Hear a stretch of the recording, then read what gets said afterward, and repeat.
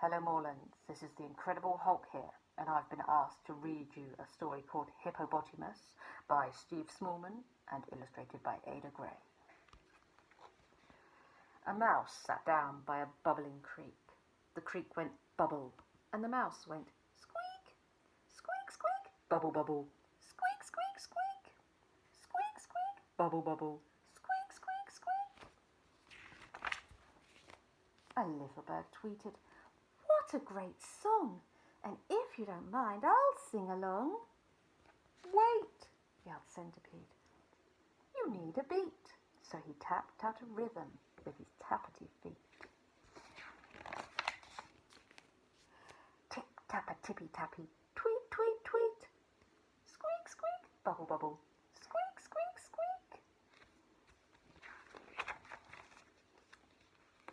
Monkey heard the music, and he cried, "Woohoo! That sounds so cool. Can I join in too?" Warthog said, "I've got a musical bum." Then he banged on his bottom like a big bass drum. Boom, bada boom, boom. Ooh, ooh, ooh. Tip, tappa, tippy, tappy. Tweet, tweet, tweet. Squeak, squeak, bubble, bubble. Squeak, squeak, squeak. Then along came a great big crocodile. He listened to the music and it made him smile. He reached in his pocket and took out a bone. Then he played on his teeth like a xylophone. Plink, plink, plink-a-plonk, plinkety-ploo. Boom, bada boom, boom. Ooh, ooh, ooh. Tip-tappa-tippy-tappy, tweet, tweet, tweet. Squeak, squeak, bubble, bubble. Squeak, squeak, squeak. Well, they danced and they played till 4:45. Then they all flopped down in a heap on the floor. "Wow!" cheered Mouse. "Now wasn't that fun? You guys rocked! Hooray! Well done!" "Thanks," they cried. "We helped, it's true, but the person we should thank is me."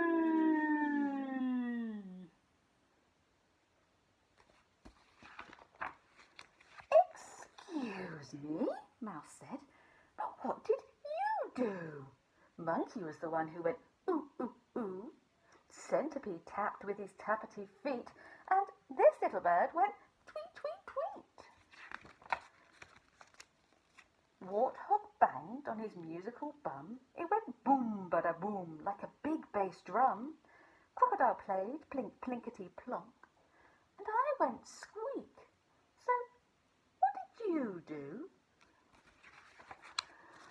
Hippo said, "Well, I ate beans this week. My bottom made the bubbles in the bubbling creek. Trump, pop, bubble, bubble, trump, pop, pop. My botty's blowing bubbles, and it just won't stop." I hope you enjoyed that story. Bye-bye.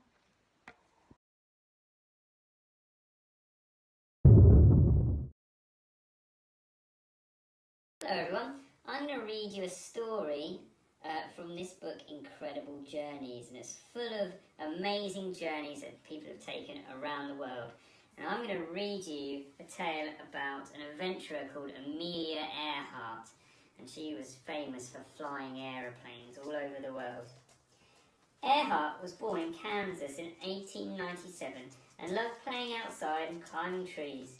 She once even built a roller coaster in her back garden. But it was a day out at a stunt flying exhibition almost a decade later that sealed her destiny.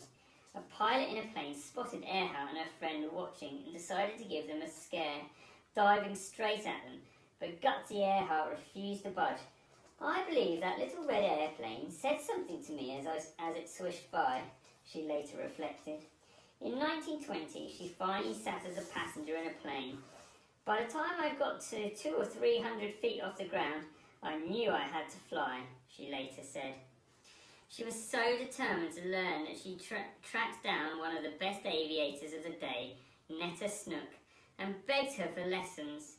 The airfield was a long way from home, and she had to take a long bus to the final stop and then walk for over 6 kilometres. But Earhart wouldn't let a little thing like that stop her. And sure enough, after just a couple of years, she owned a plane and had her pilot's licence. She was only the 16th woman in the USA to be issued with a licence. She nicknamed that first plane, a bright yellow biplane, the Canary, and immediately got to work setting records, becoming the first woman to rise to an altitude of 14,000 feet, 4,267 metres. It wasn't long before she became a celebrity, earning the moniker the Queen of the Air. In 1932, she embarked on her longest journey yet, flying solo across the Atlantic. Many people tried and died in the attempt, and only one other person, Charles Lindbergh, had achieved it before. She took off from Newfoundland on the east coast of Canada alone in a tiny single-engine wooden plane she called her Little Red Bus. Earhart suffered from icy conditions, heavy winds and technical problems with the plane, and was forced to land in Northern Ireland instead of France as she had been planning, much to the surprise of some local farmers who weren't expecting her. She had crossed the Atlantic successfully in under 15 hours, becoming the first woman and second person ever to do it. But Earhart wasn't content with that. She had an even bigger journey in mind. Many explorers feel the urge to put their name in history books, and Amelia Earhart was no different. When she turned 40, she set her mind on a final goal, to become the first woman to circumnavigate the globe by aircraft. She made a first attempt in March 1937, aiming to circle the world by going west, but her plane crashed on takeoff in Hawaii and had to be sent back for repairs. Finally, in June, she was ready to try again, aiming to fly 47,000 kilometres along the equator. She had a navigator, Fred Noonan, with her, and some of the most sophisticated navigational equipment ever invented at the time. The whole world waited with bated breath. Would the Queen of the Air succeed once more? But Earhart never reached Howland Island. Apart from a few distress signals, the plane was never heard from or seen again. But Earhart was one of the most famous women in the world, and the US President, Franklin D. Roosevelt, wasn't going to let her vanish. He spent $4 million sending out a search party to find her, but it was a huge area of ocean to cover. After 2 years of hunting, the search teams gave up, and Amelia Earhart was announced as lost at sea. To this day, no one knows what happened to her, but her legacy as a fearless and intrepid pilot and a pioneer of women's aviation lives on. I hope you enjoyed listening to that incredible tale about a brave person who followed her ambitions and her heart. I wonder if you can guess who's read this story.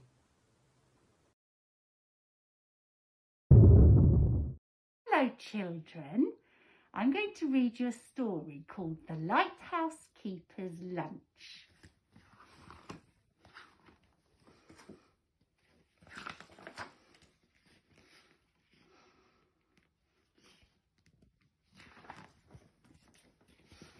Once there was a lighthouse keeper called Mr. Gringling.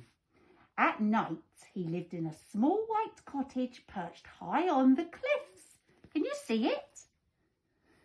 In the daytime he rowed out to his lighthouse on the rocks to clean and polish the light. Oh look, there he is, children, in his little rowing boat. Mr. Gringling was a most industrious lighthouse keeper. Come rain or shine, he tended to his light. Industrious is a big word, isn't it? That means he worked really hard. Sometimes at night, Mr. Gringling lay sleeping in his warm bed. The ships would toot and tell him that his light was shining brightly and clearly out to sea. Oh yes, look, it is as well. Oh, he's got a little cat curled up with him. That's nice. Each morning while Mr. Gringling polished the light, Mrs. Gringling worked in the kitchen of the little white cottage on the cliffs, concocting a delicious lunch for him. Oh, look, she's got chocolate sauce, icing sugar. Oh, it says peach surprise. I like the sound of that. Once she had prepared the lunch, she packed it into a special basket and clipped it onto the wire that ran from the little white cottage to the lighthouse on the rocks. Can you see? It's going to go all the way along to the lighthouse. But one Monday, something terrible happened. Mrs. Gringling had prepared a particularly appetising lunch she had made. Oh, it's making me hungry, you know. A mixed seafood salad, a lighthouse sandwich, very nice, cold chicken, sausages and crisps. This is a big lunch. Peach surprise. Oh, that does look lovely. Iced sea biscuits. Oh, look, she's made one with a little lighthouse on the top. Drinks and assorted fruits. She put the lunch in the basket as usual and sent it down the wire. Poor lucky Mr. Gringling having all that for his lunch. But the lunch did not arrive. It was spotted by 3 scavenging seagulls who set upon it and devoured it with great gusto. That's all you need, isn't it? Some seagulls seeing your lunch in a basket. Clear off, you vermins! Shouted Mr. Gringling, but the seagulls took no notice. This seagull said, "This is an excellent peach surprise, boys." This seagull said, "She's a great cook, Fred." And this seagull said, "Oh, scrumptious lunch, Tom."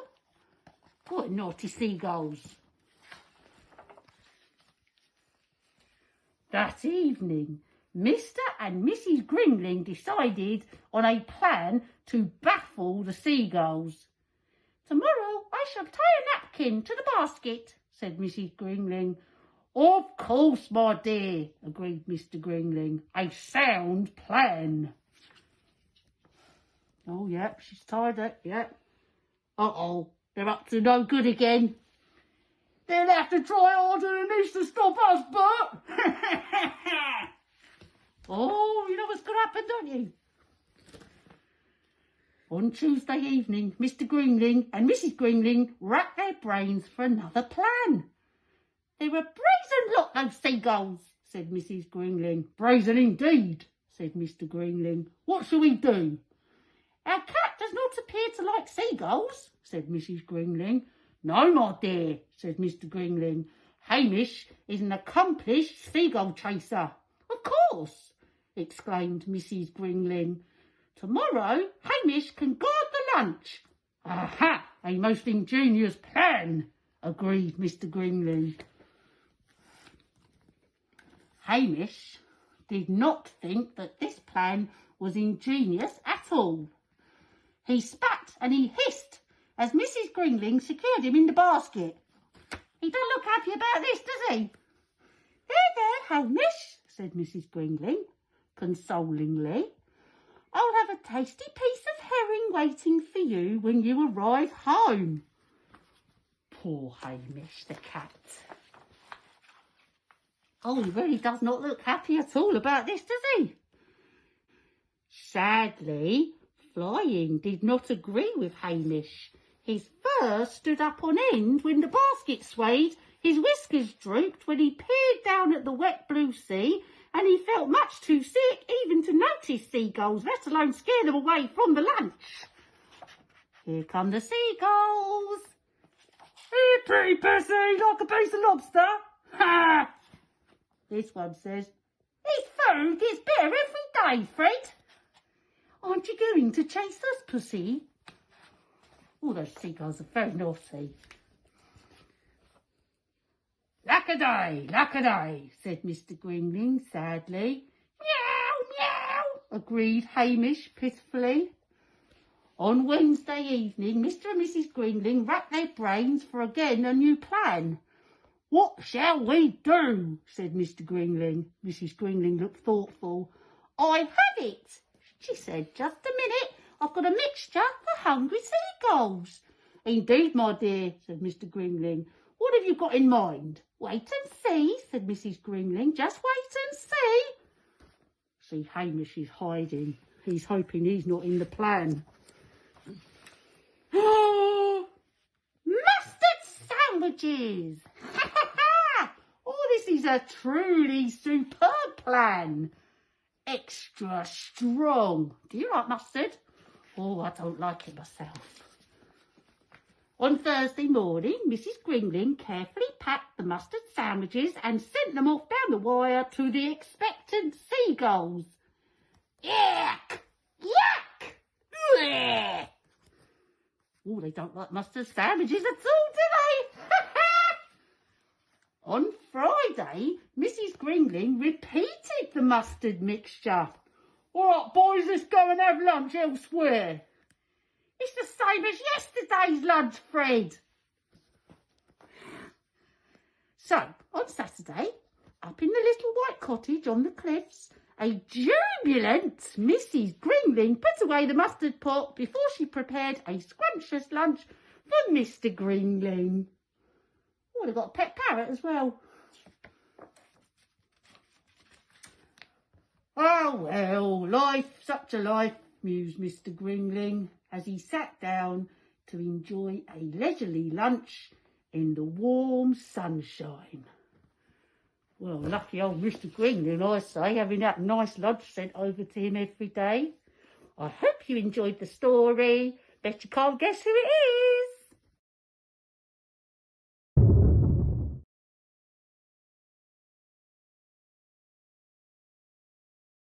Frankie's Magic Football by Frank Lampard. Chapter 1. Hop up on the bed here, said the doctor, peering over the top of his glasses. Frankie lay on the examination table. So what exactly happened? Asked the doctor. I was playing football, Frankie began, and my foot caught the ground funny. It looks swollen, said Frankie's mum. It looks smelly, said Kevin. He was standing by the door of the doctor's office and waved a hand in front of his face. Can you wiggle your toes? Asked the doctor, ignoring Frankie's brother. Frankie did so without any pain. His mum was right. The right side of his ankle did look bigger than normal. The doctor took hold of Frankie's right foot in one hand and his ankle in the other. Tell me if you feel any discomfort. Frankie lay back and let the doctor rotate his foot. It was fine at first, but as the doctor pushed his toes to the left, hot pain shot up his leg. Ouch! He cried. Looks like you've just pulled a few ligaments, said the doctor. Frankie sat up on his elbows. So it'll be okay? A couple of weeks' rest should heal things up nicely, said the doctor. Frankie stared at him in horror. A couple of weeks? The town's under-12 five-a-side tournament is happening in 6 days' time. The doctor shrugged. I'm sorry, Frankie. I can't see you recovering by then. But... Frankie's mum patted his arm. It's only a game, Frankie. I'm sure your team can find a replacement.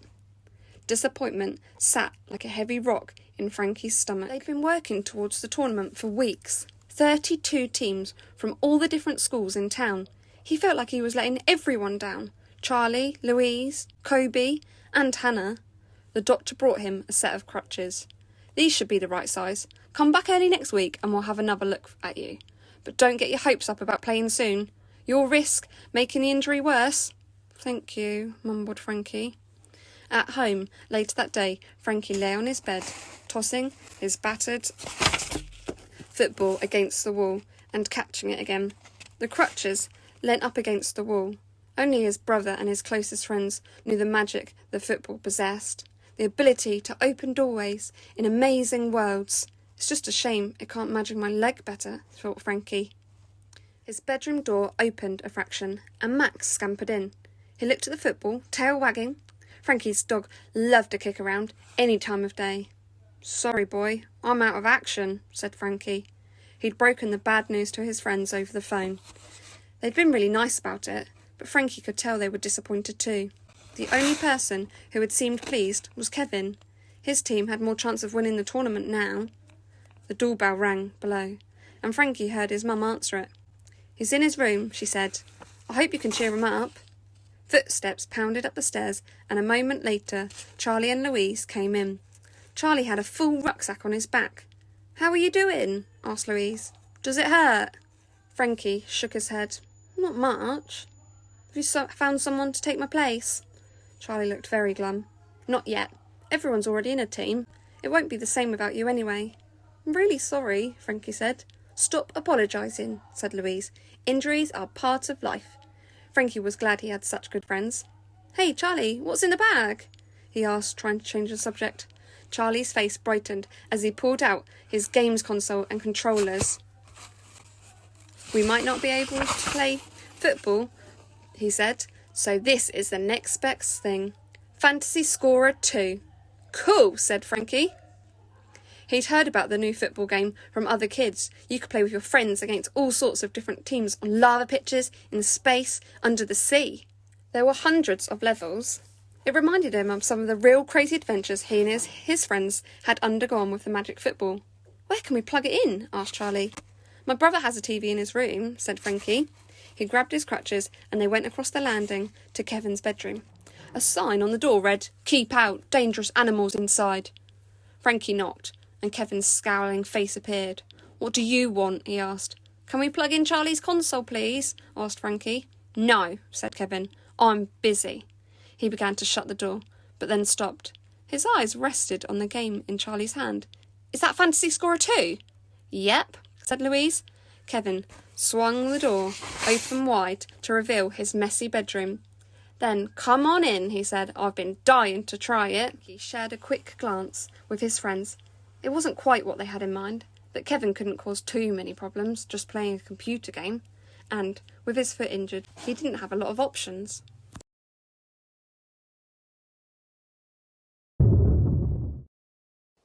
Hello everyone and happy World Book Day. Of course I have to read a dog story today. So the one that I chose to read, one of my favourites, is called Mr. Jack. And it says on the front cover, "A little dog in a big hurry." So I hope you enjoy this story.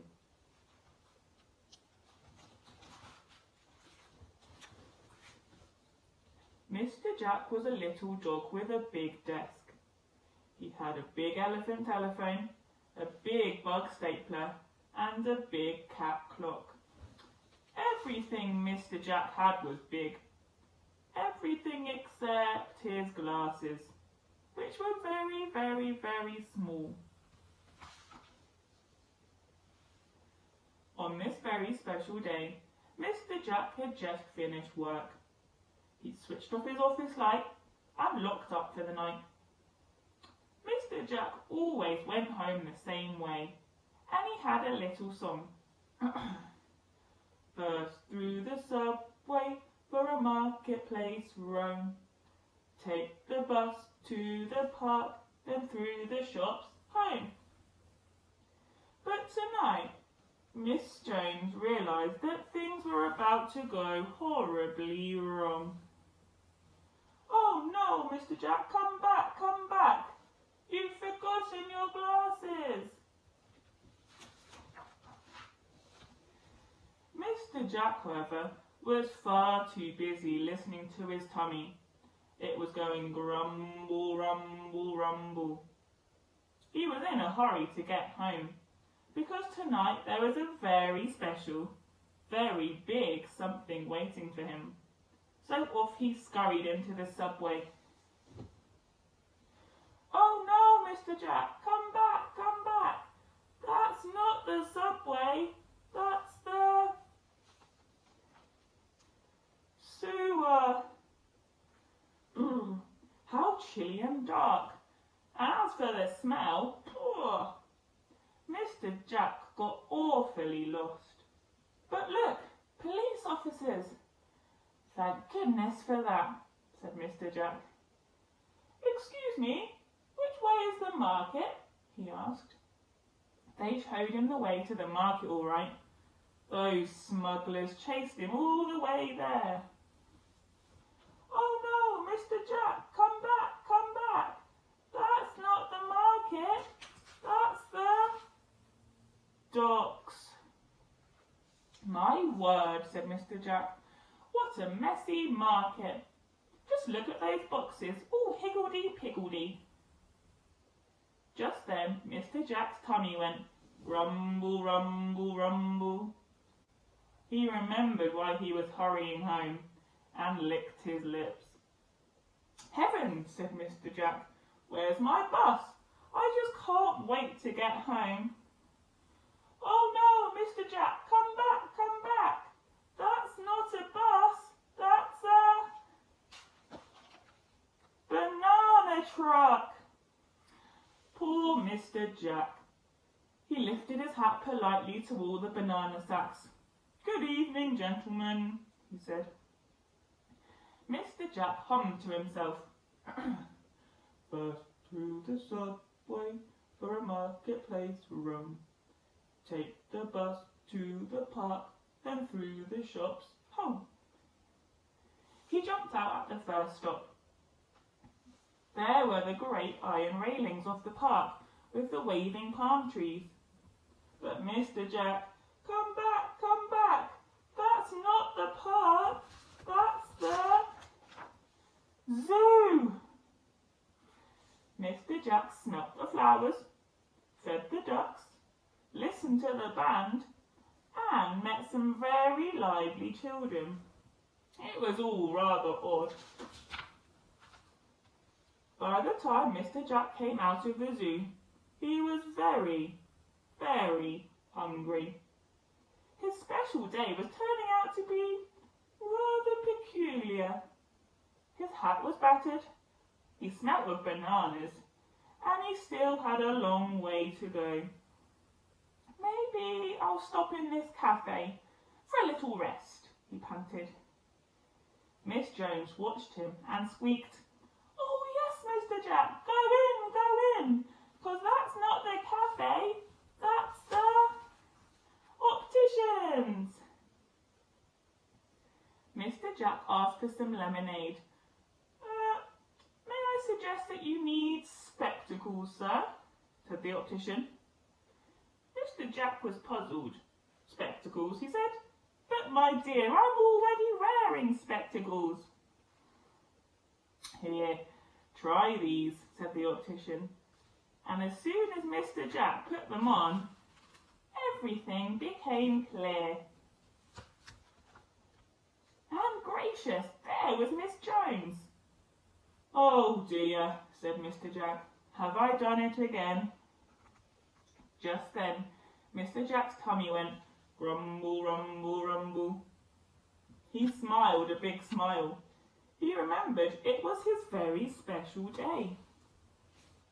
"You are all invited back to my house," cried Mr. Jack.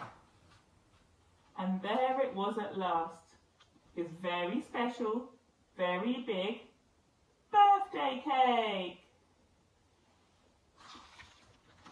What a lovely story. That was called Mr. Jack.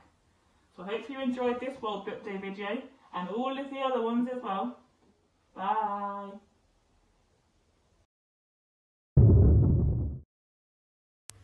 Aliens in Underpants Save the World by Claire Friedman and Ben Court.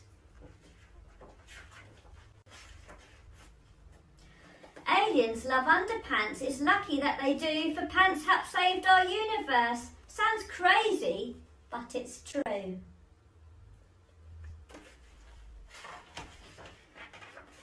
Oh, on one pants-pinching mission, as the aliens zoomed through space, their spaceship shook and wobbled. Ooh! Their hearts began to race.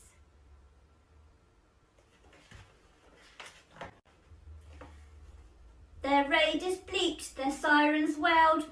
On came the warning light. Yikes! Heading straight for planet Earth was one huge meteorite.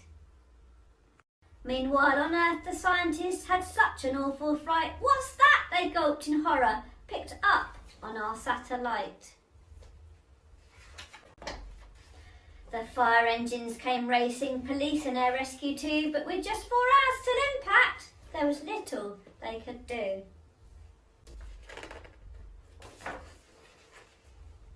Quick, down to earth, the aliens shot and jumped out with a shout. No time to lose if earth blows up, our pants supply runs out.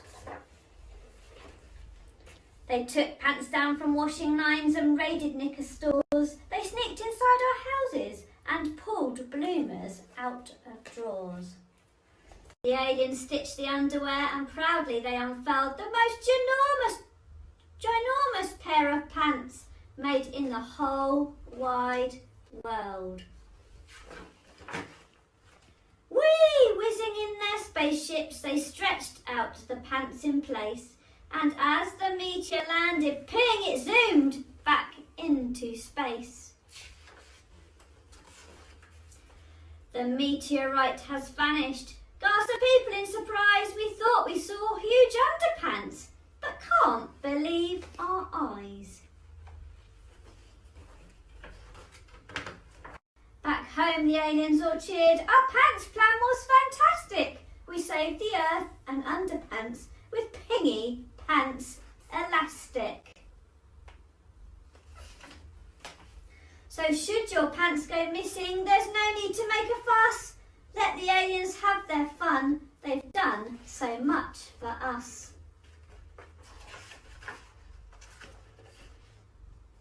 Hope you enjoyed the story. Bye! Here we are, by Oliver Jeffers, Notes for Living on Planet Earth. How to find your way whenever you get lost. The Pole Star, the Little Dipper, the Big Dipper. And if you triangulate that, here is north.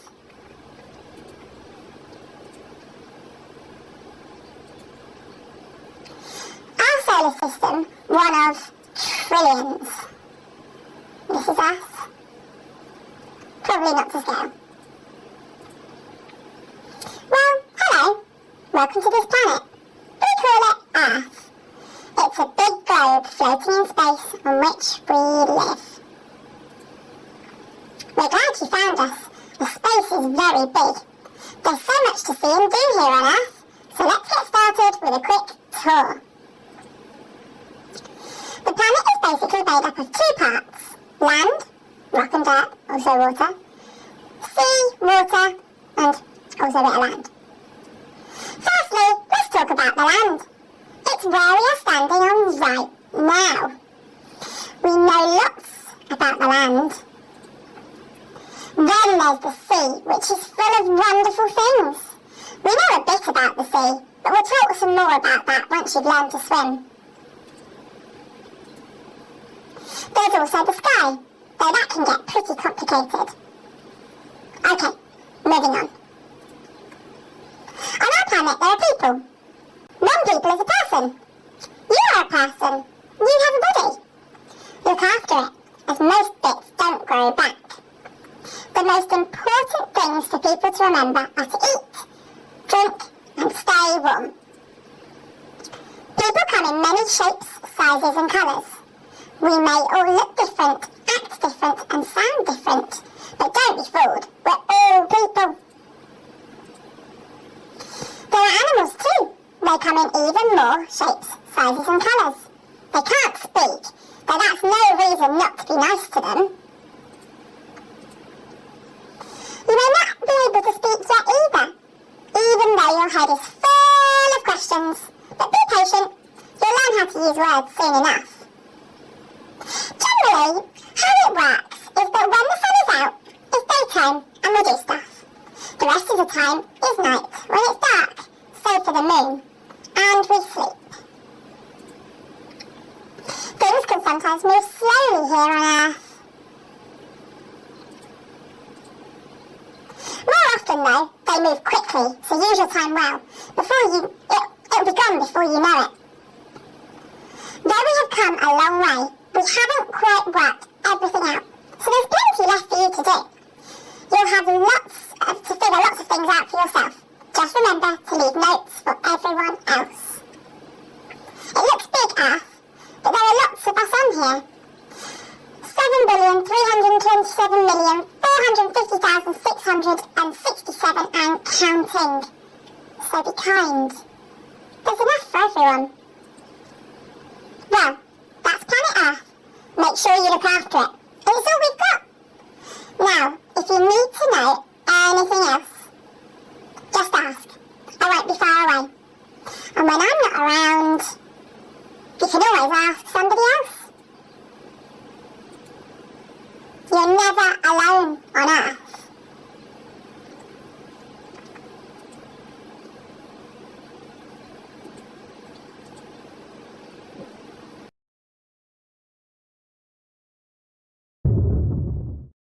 Hello, I'm going to read you Silly Billy by Anthony Brown.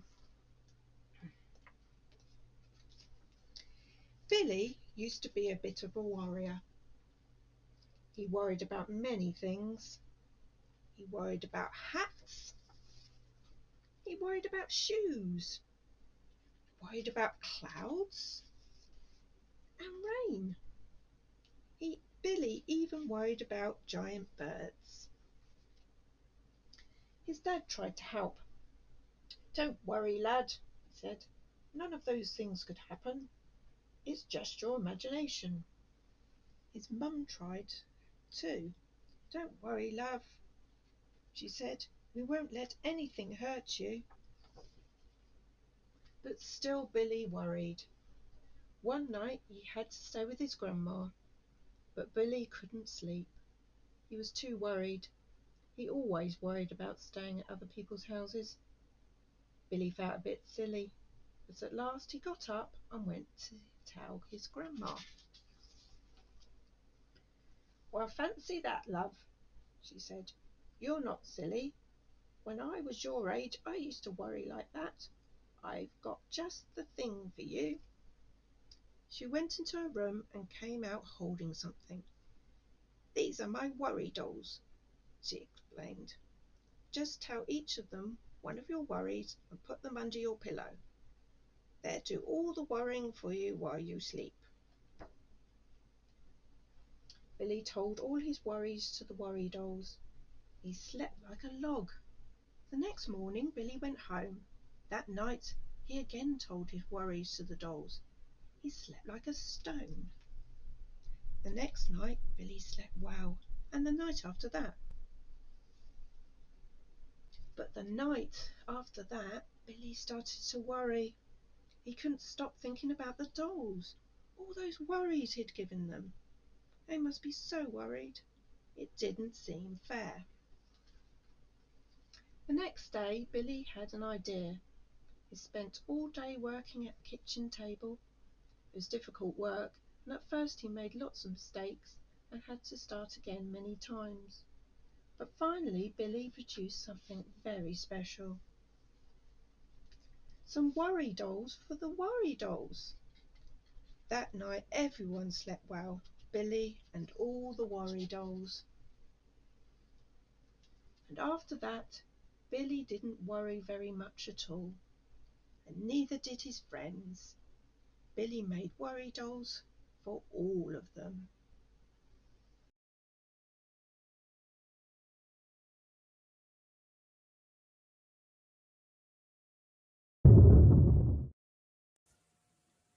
Hello, children. We're going to read Princess and the Pig. Not that long ago, in a kingdom not far from here, a farmer was travelling home from market with a cartload of straw. The farmer was so poor that he didn't have a horse and had to pull his cart. In the back of the cart lay a tiny pink piglet. Nobody wanted to buy the piglet at market, but the farmer had taken pity on it. "I'll call you Pig Miller," he decided, as this seemed like a good name for a pig. It was a hot day, and the farmer stopped to rest in the shade of a great castle. Far, far above him, on a high balcony, a queen was inspecting her new baby daughter. The queen was so rich that she had 7 nannies, and didn't have to look after her own child. The Queen picked the baby out of her cot and held her at arm's length. "I'll call it Priscilla," she decided, as this seemed like a good name for a princess. A moment later, a wet, squelching noise came from the baby's nappy, closely followed by an awful smell. "Yuck!" shrieked the Queen, dropping the baby and running off to find the royal nannies. She left so quickly that she didn't notice that she had dropped the baby over the edge of the balcony. Down, down, down went the baby, into the farmer's cart. Up, up, up flew the piglet, into the princess's cot. When the Queen returned and found the piglet lying where the baby should have been, she let out an even louder shriek and fainted into the nanny's arms. The king thought he knew what had happened. "A bad fairy has done this," he explained. "The fairy wasn't invited to the princess's christening, so she's turned the baby into a piglet to get her revenge. It's the sort of thing that happens all the while in books." Meanwhile, the farmer had returned home and was startled to discover a baby girl lying where the piglet should have been.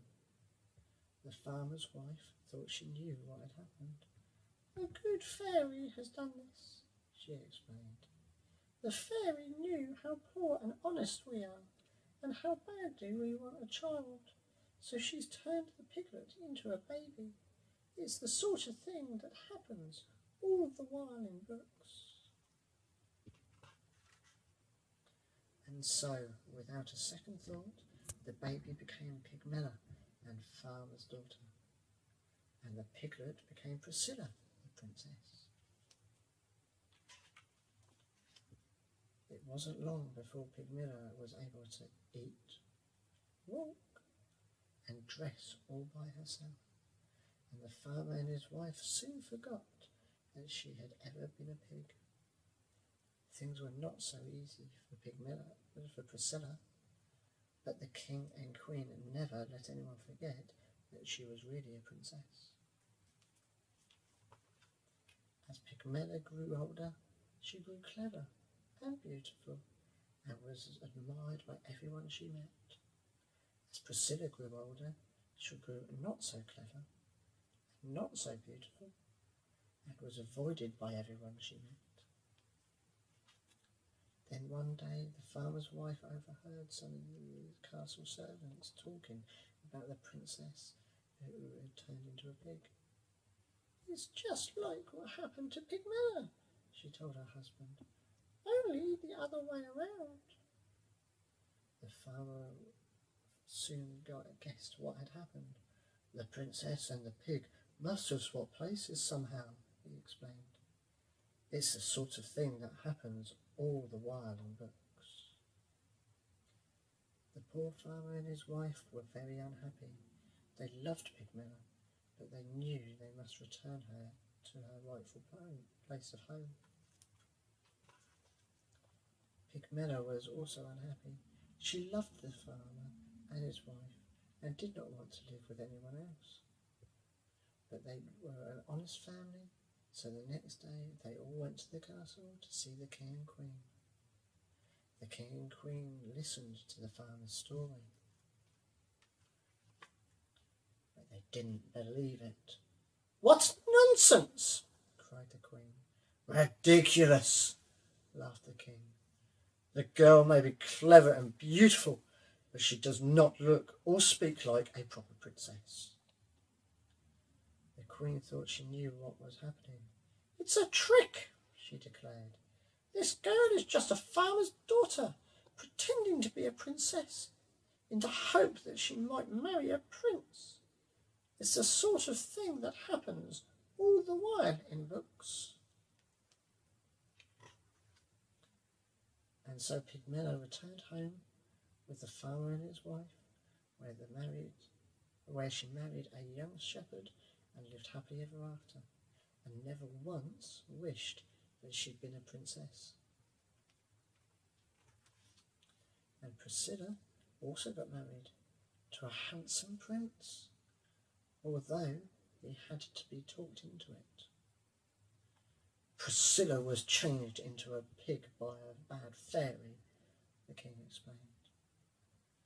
But once you kiss her, the spell will be broken and she will turn back into a beautiful princess, added the queen. It's a sort of thing that happens all the while in books, they assured him. But unfortunately for the prince, it's not the sort of thing that happens in this particular book. Thank you, children. That was The Princess